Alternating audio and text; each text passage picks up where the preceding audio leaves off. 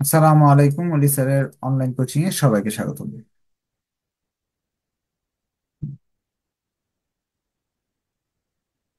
আজ আমরা capital structure ডিসিশনের প্রথম ক্লাস করব। ক্যাপিটাল স্ট্রাকচার অধ্যায়টা দুই ভাগে ভাগ করা। একটা হলো ক্যাপিটাল স্ট্রাকচার থিওরি, আর একটা হলো capital structure decision. Capital structure যে থিওরি, এটা তো আপনার হলো বিভিন্ন গবেষকের বিভিন্ন সূত্র বা থিওরি, এই বিষয়গুলো আলোচনা করা হয়। আর ক্যাপিটাল স্ট্রাকচার যে আপনার ডিসিশন, এখানে সিদ্ধান্ত নিতে হয় যে কোন পথে গেলে কম খরচে আমরা মূলধনটা ইউজ করতে পারি। এখন দেখা যায় পরীক্ষায় 1 বছর ডিসিশন থেকে আসে, 1 বছর হয়তো বা এখান থেকে আসে থিওরি থেকে। ডিসিশনের অঙ্ক থেকে আসার সম্ভাবনা একটু বেশি থাকে, আর ডিসিশনের অঙ্ক তো কম, একটা মাত্র নিয়ম, একটা নিয়ম থেকেই আপনার আসতেছে। আপনাদের যদি গত বছর যদি না আসে তাহলে ডিসিশনের অঙ্কগুলো বাদ দিবেন না। আপনার দুইটা নিয়ম করলে এই ডিসিশনের সব পারা যায়। এই যে নিয়ম, যে এটা আর হলো এটা, দুইটা নিয়ম করলে মোটামুটি 100% ডিসিশন শেখা যায়। যারা আপনার বিবিএ ফার্স্ট ইয়ারে বা ফাইনাল ইয়ারে বা মাস্টার্সে আছে, তাদের জন্য এই ডিসিশন অঙ্ক খুবই ইম্পর্টেন্ট। আপনি ইউনিভার্সিটি কোয়েশ্চেন গুলো যদি দেখেন, তাহলে দেখা যাবে মোটামুটি প্রতি বছর এগুলো আসতেছে। সরি, আমি এটা ভুল লিখছি, এটা 15 নম্বরটা না, 14 নম্বরটা, এই যেটা, দুইটা অঙ্ক। আপনার শুরু করে দিচ্ছি। আপনারা একটু কষ্ট করে শেয়ার করবেন যাতে অন্যরা ওই ক্লাসটি দেখতে পারে। বলতেছে, A B C limited the following capital structure. ABC লিমিটেডের নিম্নলিখিত ক্যাপিটাল স্ট্রাকচার আছে, ক্যাপিটাল স্ট্রাকচার আছে, মূলধন আর কি সংগ্রহ করার বিস্তারিত এখানে দেওয়া আছে। আপনার বুঝার স্বার্থে আমি বাস্তবিক আজকে অঙ্কটা করাবো, একেবারে বাস্তবিক কি সেটা বুঝাবো। এখানে বলছে ইকুইটি টাকা 100 পার শেয়ার, এক একজন 100 টাকা করে দিয়ে 10 লক্ষ টাকা মূলধন দিয়ে তাদের ব্যবসাটা শুরু হয়েছে। আর সাথে ব্যবসা চালাতে পারতেছে না, এই জন্য হয়তো বা 12% ঋণে 5 লাখ টাকা নেওয়া হয়েছে। অর্থাৎ 15 লাখ টাকা তার ওল্ড, 15 লাখ টাকা তার বিনিয়োগ। আমি একটু আপনাকে বোঝানোর স্বার্থে একেবারে রিয়েল একটা উদাহরণ দেখাবো। ধরেন এখানে একটা আপনারা আহ ধরেন বন্ধু বান্ধব মিলে, সবাই মিলে 100 জন মিলে একটা দোকান নিচ্ছেন এরকম। ধরে নিই আমরা এরকম একটা দোকান বা ফ্যাক্টরি নিচ্ছি। এখানে হয়তো আমরা 10 লাখ টাকায় বিনিয়োগ করছিলাম, কিন্তু আমাদের দেখা যাচ্ছে 10 লাখে হচ্ছে না। ব্যবসাটা বাড়ানোর জন্য আমাকে আরো 5 লাখ টাকা ঋণ নিতে হয়েছে। এখন এই মূলধন ক্যাপিটালটা, এই ক্যাপিটালটা সংগ্রহ করার জন্য তিনটা ওয়ে আছে এখানে। একটা হলো আমরা নিজেরা, নিজেরা মালিক, যেহেতু মূলধন আমি নিজে দিতে পারি। মালিক যদি দেয় সেটাকে বলা হয় ইকুইটি বা কমন স্টক।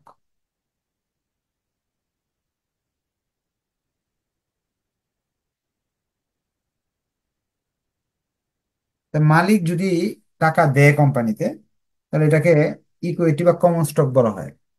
এটার সুবিধা কি? একটা সুবিধা বলি, একটা অসুবিধা বলি। সুবিধা হলো, এই ব্যবসাতে ধরেন আজকে লাভ হয়েছে, আমরা 10 জন আছি, ধরেন 1 লাখ টাকা লাভ হয়েছে, 10 জন ভাগ করব, এক একজনের ভাগে 10,000 করে পড়লো। এখন যদি এই ব্যবসা বাড়ানোর জন্য আরো কিছু মালিক নিয়ে নেই, আরো 10 জনকে নিলাম, তাহলে 20 জন হইলাম আমরা। লাভটা যে 1 লাখ হইলো, এটা ভাগ করলে এক একজনের ভাগে 5,000 পড়লো কিন্তু। তাহলে মালিক বাড়লে একটা ক্ষতি হয়, মালিক বাড়লে ডিভিডেন্ড, আপনার ইপিএস এটাকে বলা হয় যে এই লাভটাকে বলা হয় আর্নিং পার শেয়ার। ইপিএস বা ডিভিডেন্ড করে কি হয়, কমে যায়। আর একটা লাভও আছে, সুদ দিতে হয় না, বা ব্যবসা প্রতিষ্ঠানের কোনো বাড়তি খরচ নাই। যদি লস হয়, লস হলেও সবাই মিলেমিশে দিব, লসটাও আমাদের ভাগাভাগি হলো, একটা লাভ।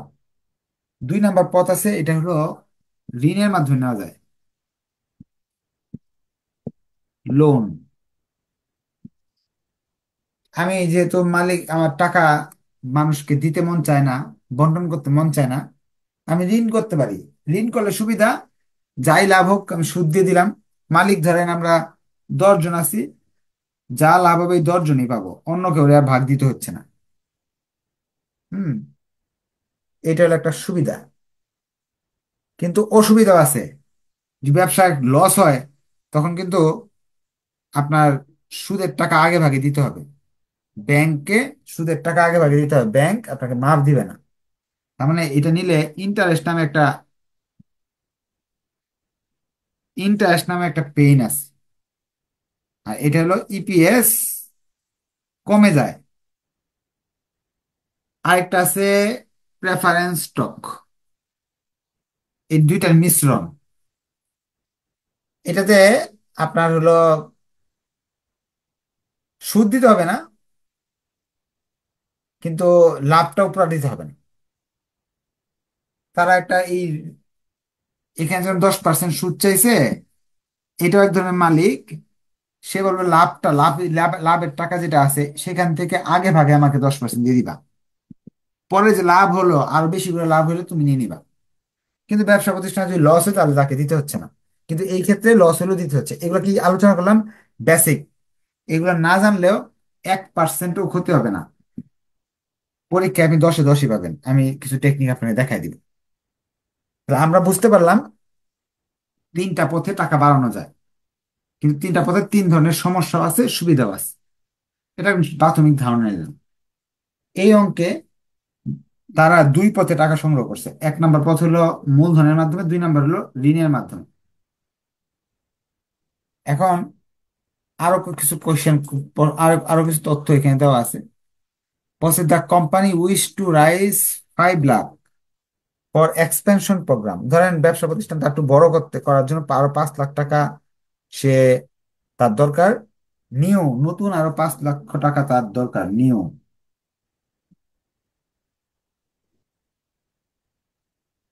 এখন তারা বলতেছে যে 5 লক্ষ টাকা সংগ্রহ করার জন্য 3টা পথ আছে। প্রথম পথ হলো 100% ইকুইটি, মালিকদের মাধ্যমে এই 5 লক্ষ টাকা নিয়ে নিব। 2 নাম্বার বলছে অর্ধেক, 50% ইকুইটি, 50% ডেট, অর্ধেক মালিকের মাধ্যমে নিব, অর্ধেক ঋণের মাধ্যমে নিব। 3 নাম্বার পথে বলছে 100% ডেট এট 12%, সম্পূর্ণ টাকাটাই ঋণের মাধ্যমে নিব, সুদ দিব দরকার পড়লে 12% হারে। এই তথ্যগুলো দিছে 3টা পথ দিয়ে। তারা বলছে the expected EBIT is 20 lakh. যদি এরকম 5 লাখ টাকা আমি ইয়ে করতে পারি, আহ, মূলধন বাড়াতে পারি, তাহলে 20 লাখ টাকা লাভ হবে। ট্যাক্স দিতে হবে সরকারকে 40%। আর ইবিআইটি হলো 20 লক্ষ টাকা, সরকারকে ট্যাক্স দিতে হবে হলো আপনার বলছে 40%। এখন ইপিএস বের করো, প্রতিটা পথে গেলে আপনার মুনাফার পরিমাণ কত থাকবে এটা জানতে চাইছি। ইপিএস বের করো। এটা করার জন্য আমরা এরকম একটা ঘর করে নিব। যেহেতু 3টা পথের কথা বলা আছে, 3টা ঘর করবো।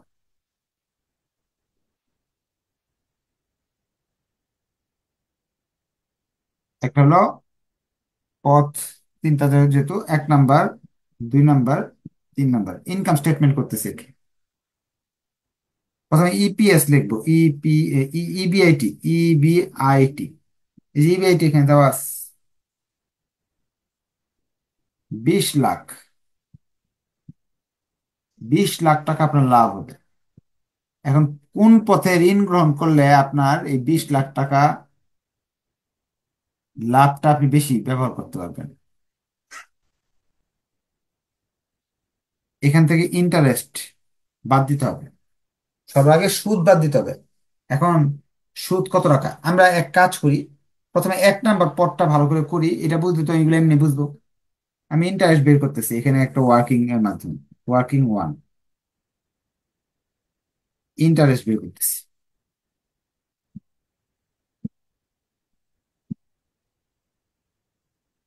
যদি আপনি ঋণ নেওয়া আছে, যদিও আপনাকে 5 লাখ টাকা ঋণ নেওয়া আছে আগে থেকেই, এটাকে ওল্ড, 5 লক্ষর 10%, 12% সুদ দিতে হবে। বলাই আছে যে 12% সুদ দিতে হবে। তো 12% যদি সুদ দিতে হয়, তো 60,000 টাকা সুদ দিতে হবে। যেই পথে দেন 60,000 দিতে হবে, কারণ 60,000 টাকা নেওয়া আছে আমাদের ঋণ। আমাদের আর কি 5 লাখ টাকা ঋণ নেওয়া আছে, আপনি এইখানে দিলে 60 দিতে হবে, এখানে দিতে হবে, এখানে দিতে হবে, সব জায়গায় দিতে হবে। দিলাম 60,000 টাকা সুদ। তো সুদের টাকা দেওয়াতে আমাদের থাকলো, মুনাফা থাকলো 19,40,000 টাকা। এটা বলা ইবিটি। এখান থেকে সরকারকে ট্যাক্স দিতে হবে 40%। এই টাকার 40% আমি ট্যাক্স দিলাম সরকারকে। ট্যাক্স দিলে, 40% ট্যাক্স দিলে 7,76,000 টাকা আসে। তাহলে 11,64,000 টাকা আমাদের মুনাফা থাকে। এটাকে বলা হয় আপনার ইএটি।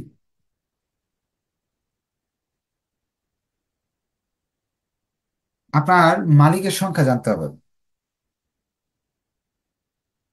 মালিকের সংখ্যা জানার জন্য এখানে একটা ওয়ার্কিং করতেছি আমি, ওয়ার্কিং টু।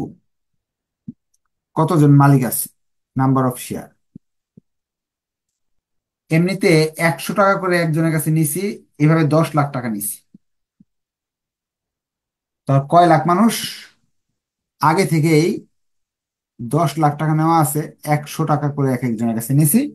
সেই হিসাবে আমাদের অলরেডি 10,000 10,000 শেয়ার বিক্রি করা আছে মানুষের কাছে।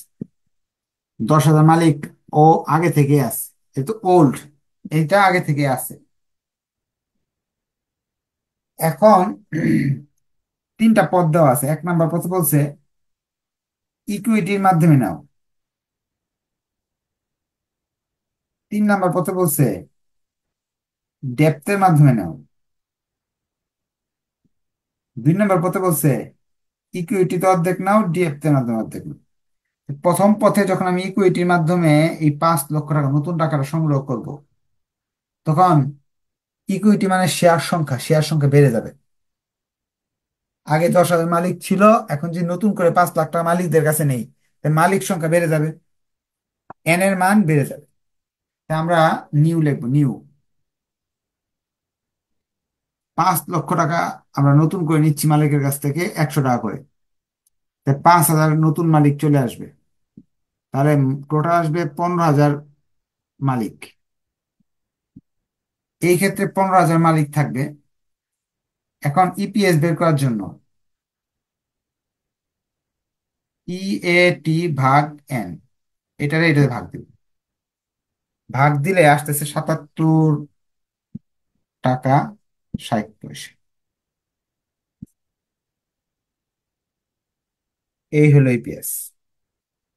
এই পথে গেলে 20 লাখ, 10 লাখ টাকা আপনার নিজে দিলেন, 5 লাখ টাকা আপনি নিজে দিলেন, নিজে দিলেন, তো শেয়ার সংখ্যা বেড়ে গেল, লাভ থাকবে এরকম। যদি আপনি এক কাজ করেন যে না আমি 2 নাম্বার পথে যাব, 3 নাম্বারে যাই, আমরা 3 নাম্বার পথে যাব, ঋণ নিয়ে ব্যবসা করবো। ঋণ নিয়ে ব্যবসা করলে দেখা যাচ্ছে এই সুদের পরিমাণ বেড়ে যাবে। আগে 60,000 টাকা দিতে হইতো, এখন নতুন করে আরো সুদ দিতে হবে। কারণ এই টাকাটা ঋণ করে নিলে, 5 লাখ টাকা যদি ঋণ করে নেন, তাহলে আপনাকে 12% সুদ দিতে হবে, আরো 60,000 টাকা সুদ দিতে হবে। এইখানে তো 60,000 টোটাল দিতে হইতো, এখানে দিতে হবে 1,20,000 সুদ দিতে হবে। তাই 1,20,000 যদি সুদ দিতে হয় আপনাকে, থাকবে আপনার 18,80,000। এটা হবে 40% ট্যাক্স। 18,80,000 40% ট্যাক্স, 7,52,000 টাকা। এটা থেকে বাদ দিলাম 11,28,000 টাকা। এখন শেয়ার সংখ্যা কয়জন। এখানে যেহেতু আমি নতুন 3 নাম্বার পথে নতুন করে কোনো মালিক বাড়াইনি, আগে থেকে 10,000 মালিক ছিল, তো এখানে 10,000 লিখবো। এটা ভাগ করলাম 112 টাকা 80 পয়সা। অর্থাৎ যদি আপনি 3 নাম্বার পথে যান তাহলে 112 টাকা আপনাকে মুনাফা পাবেন, কিন্তু সুদ বেশি করে দিতে হবে। মাঝখানের পথে বলছে যে অর্ধেক সুদ দাও অর্ধেক মালিক নাও। তাহলে 5 লাখের অর্ধেক কত আসে? 2.5 লাখ। 2.5 লাখ যদি আমি সুদ দেই, 2.5 লাখ টাকার উপর সুদ যদি দেই, তো 30,000 টাকা সুদ দিতে হবে। তো 90,000 টাকা সুদের পরিমাণ আসবে। আর মালিক যদি 2.5 লাখ টাকার মালিক বাড়ায়, যদি তাহলে 100 করে যদি ভাগ দেই, তাহলে আপনার 2.5 হাজার বাড়বে। অর্থাৎ 12,500 নতুন মালিক হবে। তাহলে এখানে ইন্টারেস্ট আসতেছে 90,000, এটা থেকে বাদ দিলাম, তার থাকতেছে 21,10,000। 21,10,000 টাকার উপর ট্যাক্স ধরলাম 19,10,000 ট্যাক্স ধরলাম।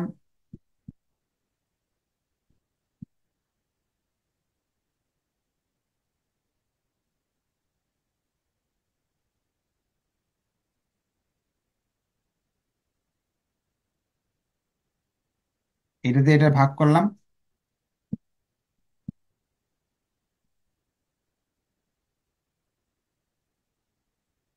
এটা আসলো। এখন আমরা আবার একটু প্রথম থেকে দেখি কি কাজ করছি।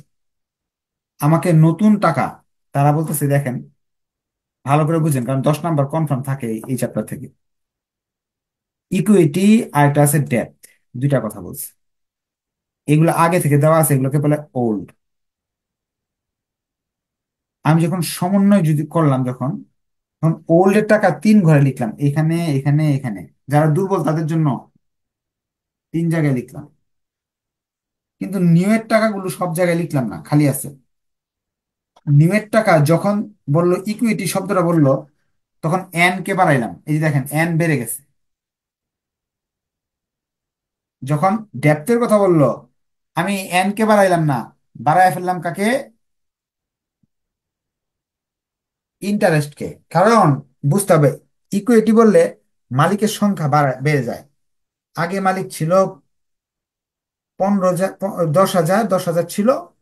ইকুইটি বলাতে আর 5,000 বাড়ছে, 15,000 হয়ে গেছে।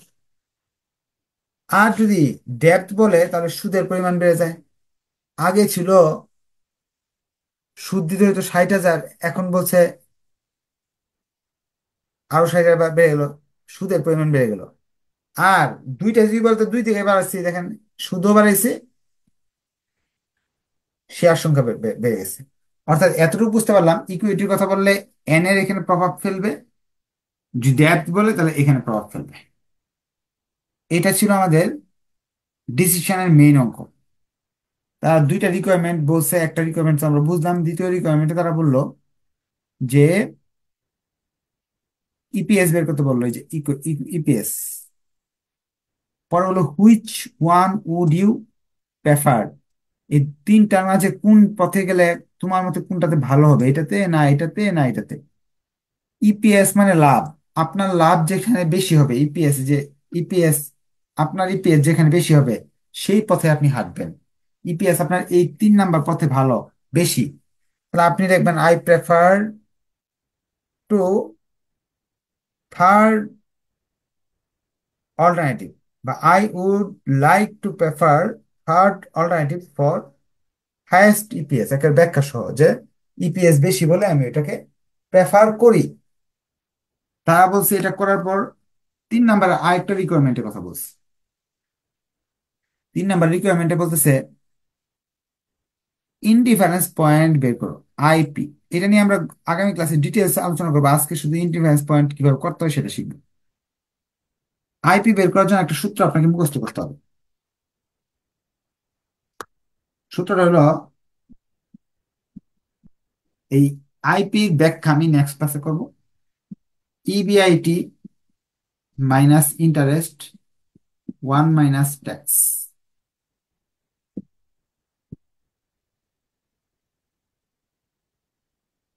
ইবিআইটি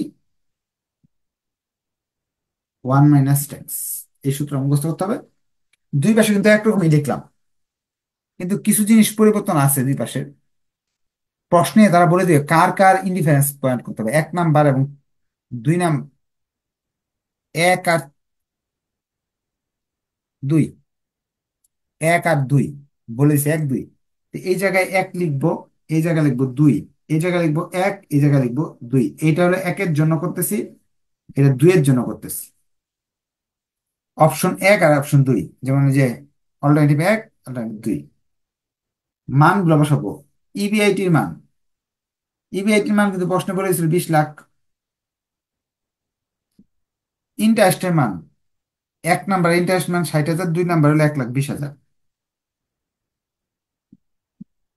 ট্যাক্স, ট্যাক্স বলছে 40%। তাহলে এই জায়গায় যখন আমি লিখবো ইবিআইটি হলো 20 লাখ, ইন্টারেস্ট হলো 1,20,000 টাকা, 1 - 40%। নাম্বার অফ শেয়ার এখানে আছে হলো 15,000। কোথায় পাচ্ছি? এই যে নাম্বার অফ শেয়ার 15, এখানে 12,500। এটা একটা সমীকরণের অঙ্কের মতো। সমীকরণের মাঝে যেভাবে আমরা এক্স ওয়াই এর মান বের করি, এরকম। এখন যারা এই সমীকরণ ভালো পান তারা ভালো বুঝবেন। এটা আমি আজকে শর্টকাটে করে দিব, যেহেতু এটা নিয়ে আলোচনা নেক্সট ক্লাসে হবে, মেইন আলোচনা। সমীকরণ নিয়ে আমরা উভয় পক্ষে যদি সমান সমান জিনিস থাকে বাদ দেওয়া যায়, তাহলে এই দুইটা বাদ দিয়ে দিলাম উভয় পক্ষ থেকে। এটাকে 2,500 দিয়ে কেটে দিলাম, এটাকে 2,500 দিয়ে কেটে দিলাম। তা থাকে হলো, এটা থেকে এটা যদি বাদ দেই, তো থাকে 19 লক্ষ। আপনার সরি, ইবিআইটি দেওয়া নাই, ইবিআইটি মান তো আমি বের করবো। সরি, আমি ভুল, আমি 20 লাখ ভুল লিখছি।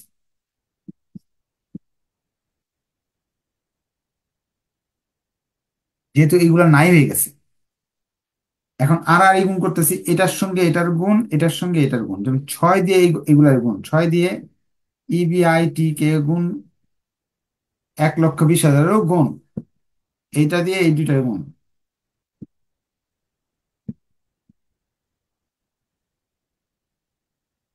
এদের গুণ করলে 6 ইবিআইটি, এদের গুণ করলে 7,20,000, এদের গুণ করলে 5 ইবিআইটি, এটাদের গুণ করলে 3 লাখ। এটা এই পাশে নিয়ে আসতেছি,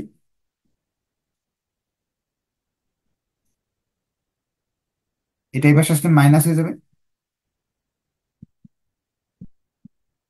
7,20,000 ওই পাশে গেলে প্লাস হয়ে যাবে।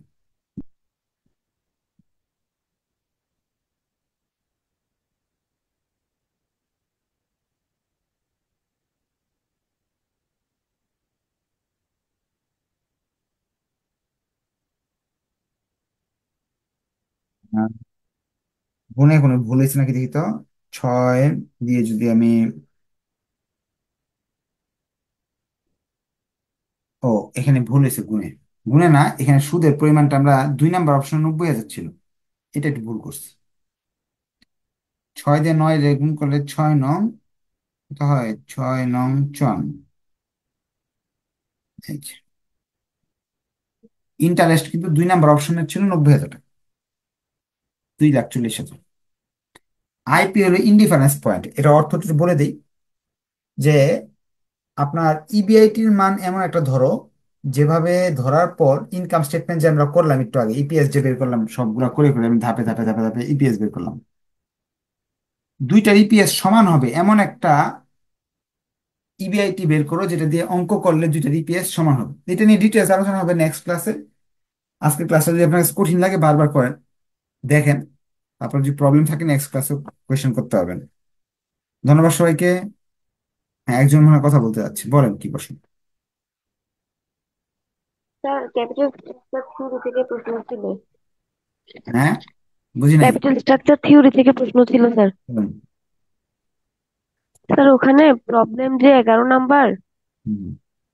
ওই স্যার প্রবলেম 11 নাম্বারে স্যার যে মানে রিকোয়ার্ড দিয়ে যে প্রশ্নটা আসলে চাইছে স্যার, ওইটা মানে বুঝিনি আসলে স্যার কি চাইছে এখানে তারা বলছে এক্স্যাক্টলি। আরবিট্রেজ প্রসেস করতে বলছে। এখন একজনের শেয়ার শেয়ার হলো আপনার, কোম্পানির শেয়ার আছে এত টাকার, সে বেনিফিট বেনিফিটেড হবে কিনা যদি কোম্পানিতে যায়, তা আরবি টেস্ট প্রসেস আমাকে করতে হবে। করলে শুধু আমি দেখাই দিব যে আরবিট্রেজ প্রসেস করার ফলে এন থেকে এম এ গেলে ইনভেস্টমেন্ট কম লাগতেছে, এটা দেখাই দিলে আমার কাজ শেষ। এই প্রশ্নে তো স্পষ্ট বলেই দিছে আরবিট্রেজ প্রসেস করতে। আর কোয়েশ্চেন বলেন। স্যার আসসালামু আলাইকুম। ওয়ালাইকুম সালাম। স্যার এমবিএ তে বোর্ড কোশ্চেন দেখি যে আরবি টেস্ট আসে না পরীক্ষায়। আচ্ছা, যদি আপনার না আসে কোনো সমস্যা নাই। ওইটা কি করবো আমি, আপনাদের আহ, পরীক্ষার আগে আমরা তো বইটা কমপ্লিট করতে হবে, বইয়ের A to Z করাই দিতে হবে বলে আমি সব করাচ্ছি, A to Z করাচ্ছি। পরবর্তীতে ডিপার্টমেন্ট ওয়াইজ আলাদা আলাদা সাজেশন তৈরি করে দেব। যখন পরীক্ষার 1 মাস থাকবে তখন সলভ ক্লাস হবে, সাজেশন ক্লাস হবে। ওইখানে কোন চ্যাপ্টার থেকে কোন অঙ্কটা আসতে পারে এটা আমি করে দিব। এবং আপনারা যদি চান, আপনার শীটের উপরে আপনার ডিপার্টমেন্ট ওয়াইজ প্রশ্ন দেওয়া আছে, মানে এটা একটা ফার্স্ট ইয়ারের প্রিন্সিপালস অফ ফিনান্সের সাজেশন আমি দেখেন, এই অঙ্কগুলো দেওয়া আছে। তার মানে বাকিগুলো তাদের জন্য বেশি একটা ইম্পর্টেন্ট না। এরকম ভাবে আপনার জন্য হবে, কিন্তু আমাকে বই আগে শেষ করতে হবে সুন্দরভাবে, যাতে পরীক্ষার কঠিন প্রশ্নটাও আপনি আনসার করতে পারবেন, যদি প্রশ্ন কঠিন হয়। ধন্যবাদ সবাইকে। নেক্সট ক্লাসে ইনশাআল্লাহ দেখা হবে। আল্লাহ হাফিজ, আসসালামু আলাইকুম।